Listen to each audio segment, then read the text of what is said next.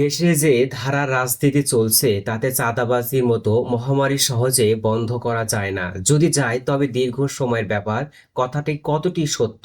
যদি যোগ্য নেতৃত্ব আর প্রকৃত জনকল্যাণমূলক কাজ করার ইচ্ছে থাকে তবে যতটা জটিল মনে হয় ততটা জটিল নয়। দর্শক, সম্প্রতি একটা ভিডিও ক্লিপে দেখা যায় এক চাঁদাবাজিকে রাতের আধারে ধরে ফেলেছে এক সংসদ সদস্য।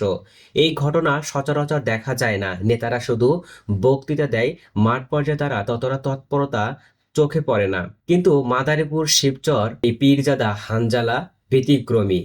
ঠিক 2 দিন আগে পচ্চর বাস স্ট্যান্ডে ঘুরে ঘুরে জনগণ গাড়ির ড্রাইভারদের বলে দিলেন এই পচ্চর বাস স্ট্যান্ডে আর কোনো চাঁদাবাজ চলবে না।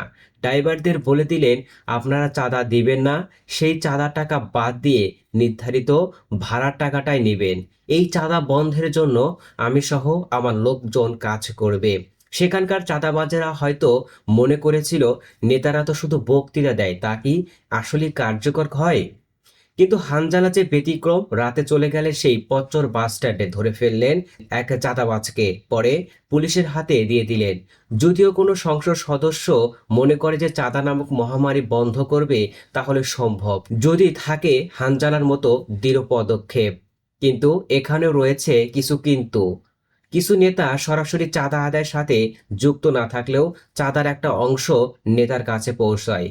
পাশাপাশি যারা চাঁদা আদায় করে থাকে তারা নেতারই লোক হয়ে থাকে।